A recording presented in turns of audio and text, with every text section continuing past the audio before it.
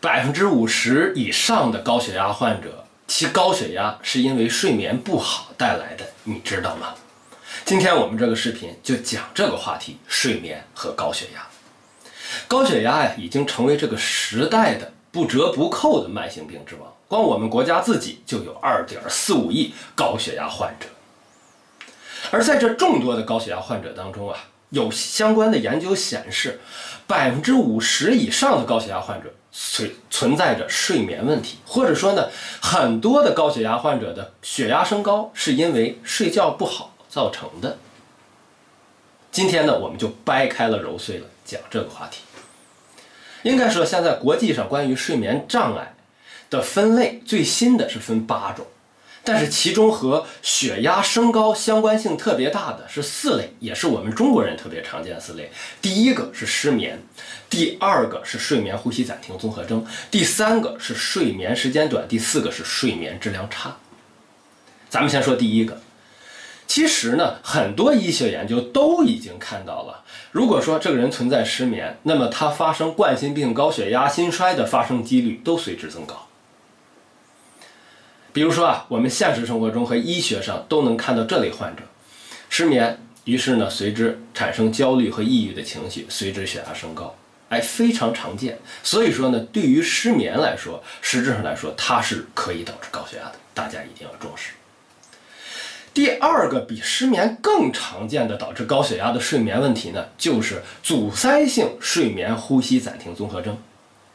说这个词儿啊，好多人不知道是什么。说个更通俗的词儿吧，打呼噜。好多人就知道了。好多体型比较胖的人，甚至体型不胖严重打呼噜的人，大家去问他都是血压高的。为什么血压高？打呼噜的过程，人体处于一个缺氧过程，长期缺氧会造成外周小动脉阻力增高，进而增高血压，激活交感神经系统和 ROS 系统。这些改变之后呢，整个人的血压就升高了。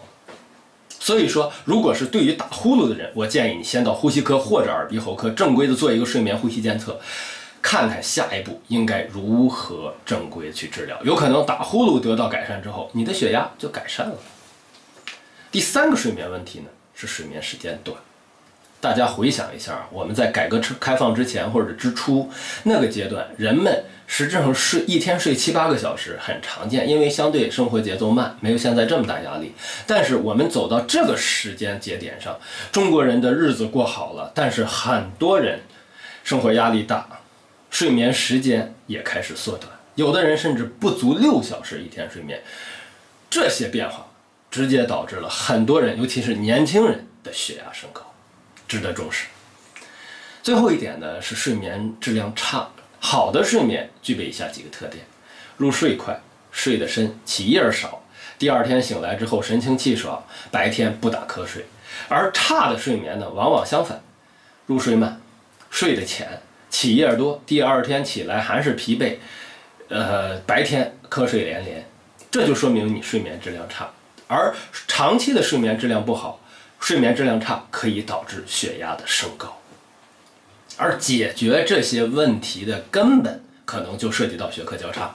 除了找心内科大夫正规的调血压、治血压，还要注意呢，存在类似问题的朋友，最好到相关专业科室、专业医院的睡眠科正规的治疗一下。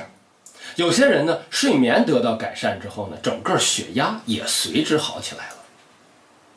希望张大夫今天这个视频呢，就给广大的或者说人口众多的这个高血压患者提这么一个醒，咱别天天盯着那个血压，看看自己是不是存在着睡眠问题，是不是存在着睡眠问题引发的一些情绪问题。有的时候我们对症的去处理一下，不但睡眠得到改善，整个血压也好起来了。